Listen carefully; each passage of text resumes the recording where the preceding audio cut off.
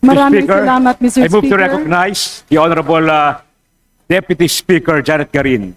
Deputy Is my Speaker Janet, distinguished Deputy Deputy colleague- Speaker Janet Dillon is now recognized. He is my distinguished colleague and a very good friend during the Aquino administration, willing to yield to some questions. Maraming salamat, Mr. Speaker.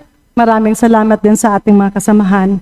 I decided to interpolate and ask a few questions to our distinguished colleague, Mr. Speaker, dahil medyo nalito ako nung ang pinag-usapan ay ang posisyon ng Senior Deputy Minority Leader, pero tila nalihis ang kanyang speech patungo sa pagpupuntirya na majority ang may kasalanan.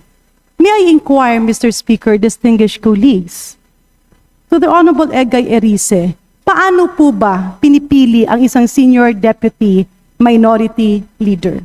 Well, alam na po natin dati yan, Sir Speaker.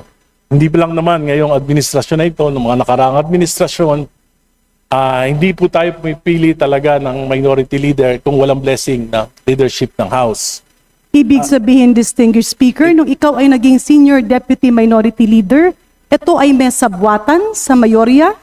Ang ganito po ang nangyari nung ako po ay nirekomenda na Senior Deputy Minority Leader ni dating Senior Deputy Minority Leader Paul Dasa. Well, Hinirap Mr. po ako. Excuse me po. Mr. Tapos Speaker, I lang po have ako. the name Senior Deputy Minority Leader. Noong 19th Congress. Well, Paul Mr. Dasa. Hindi, Paul nirekomenda Dasa. niya po ako.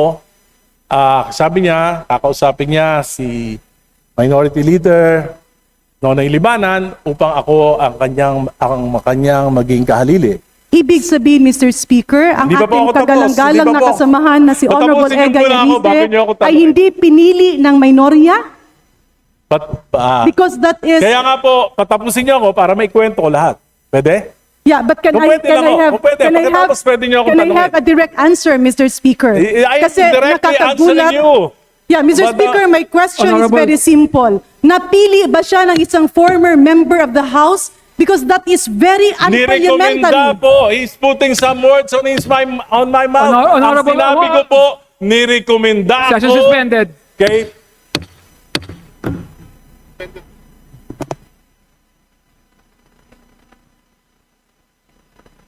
You now Mr. have the floor. Speaker, if I may, this is my 6th term in Congress.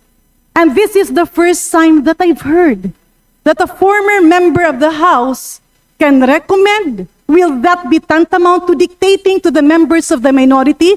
Because, Mr. Speaker, distinguished colleagues, I was once a Senior Deputy Minority Leader of the 18th Congress, and we chose our officers among ourselves.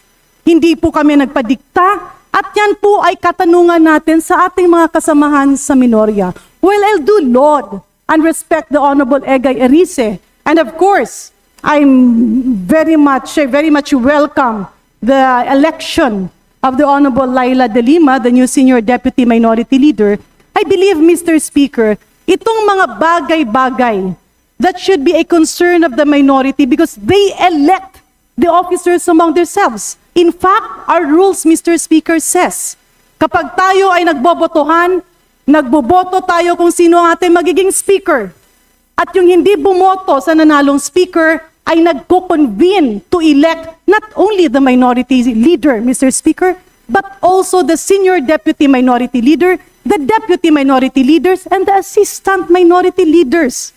Ang punto lang dito, Mr. Speaker, distinguished colleagues, I do empathize with the feelings and emotions of my good friend whom I idolize and a very good friend I had during the Aquino administration. Pero ang sa akin lang, Mr. Speaker, we do respect his voicing out. But let me also call his attention to what he says because I am an author of one of the proposals in the anti-political dynasty bill. Ang pagpaparatang na pinataba, ang pagpaparatang na tila minanipulate, napakadami ng ating mga debate kahapon. And in fact, this is still being deliberated. It is still under the technical working group. Bakit po ba natin lalagyan ng mantsa ang ganitong bagay? In fact, Mr. Speaker, I did not stand up, but it is actually out of order to discuss an item that is precisely being deliberated within the committee.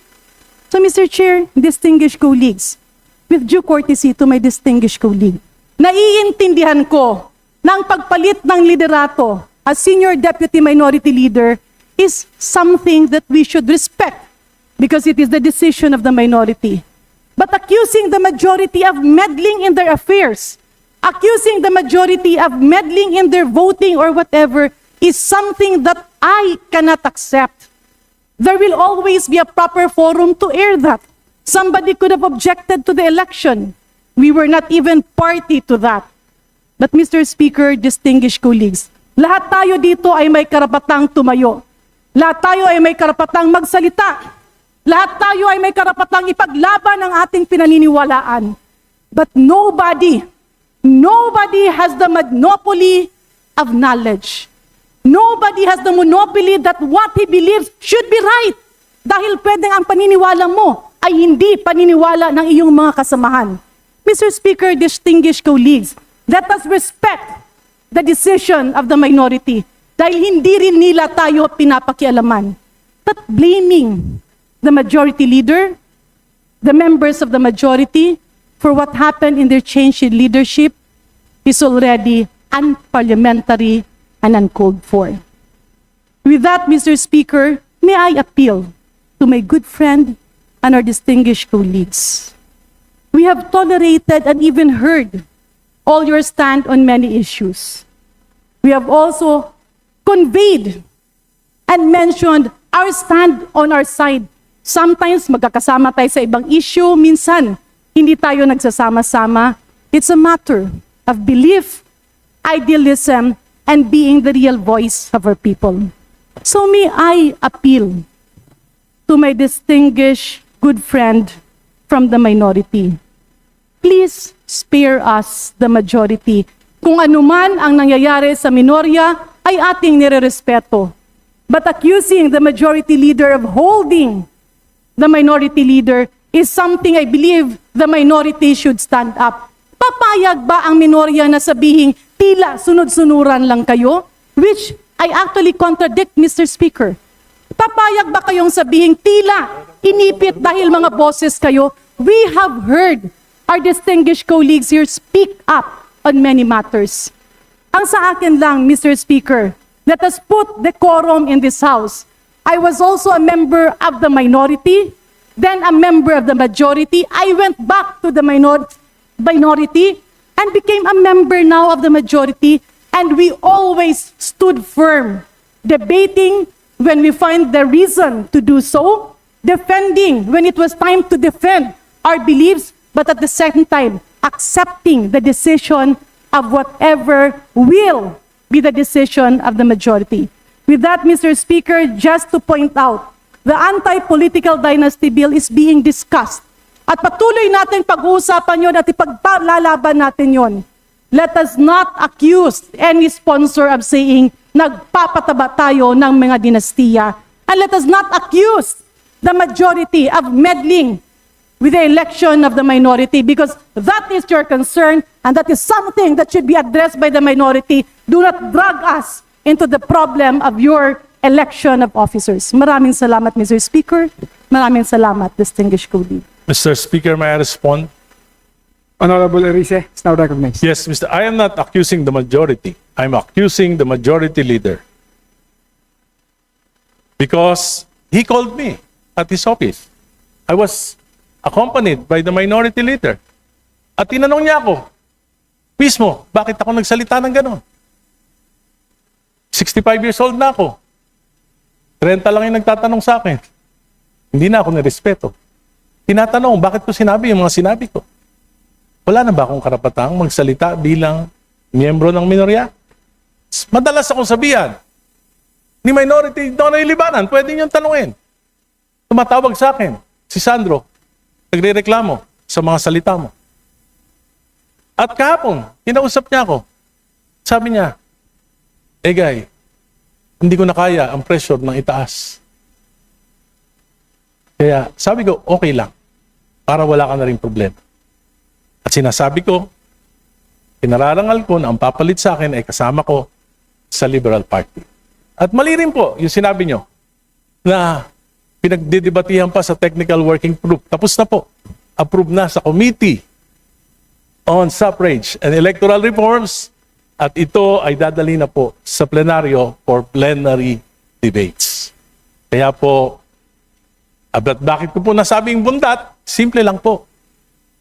Ang proposal po, isa sa national, isang governor, pwede. Kahit kung ilang distrito, bawat distrito, pwedeng isa, magkakamag-anak. City mayor, kung 7 sa isang seat, sa isang probinsya, pwede, 7 magkakamag-anak na mayor. Kung ilan ang munisipyo, kung 20 magkakamag-anak na mayor. Kung 100 ang barangay captain, 100 barangay captain na magkakaanak, pwede. Yan po ay travesty of the Constitution. And meron pong karapatan ang mga mamamayan na magalit sa ganitong uri ng proposal na inaprubahan na ng Committee on Suffrage and Electoral Reform. Salamat po. Yeah, thank you, Mr. Speaker. Thank you, distinguished colleague, for that response. Ang sa akin lang, Mr. Speaker, I was just in a call with the Honorable Chairman of the Committee on Suffrage, the Honorable Zia Adyong. Hindi pa po tapos at inirefer pa lang sa technical working group just to put it on record. And Mr. Speaker, distinguished colleague, my apologies, of course, to the Honorable Egay Arice that I had to stand up because as a member of the majority, and even if the majority leader is being directed to, wala pong kinalaman at hindi po parte ng mayorya ang affairs ng election ng officers of the minority. But with that, Mr. Speaker, let me just state for the record that in the several months that the Honorable Egay Arice has been a senior deputy minority leader, I laud him for his wisdom, I laud him for his stand, I laud him and salute him for some of the endeavors that we were together. However, on some opposing matters, I do stand up, pero ito lang po yung aking masasabi. I do hope that after this discussion, the minority will deal with their affairs independently from how the majority will also be dealing with our affairs. Maraming salamat, Mr. Speaker. And again, my salute to the Honorable Egay Arice for being a performing senior deputy minority leader for the past few months. And my congratulations to our former Secretary of Justice, the new senior deputy minority leader, the Honorable Laila De Lima. Maraming salamat, Mr. Speaker. Maraming salamat, distinguished colleagues. Majority Leader.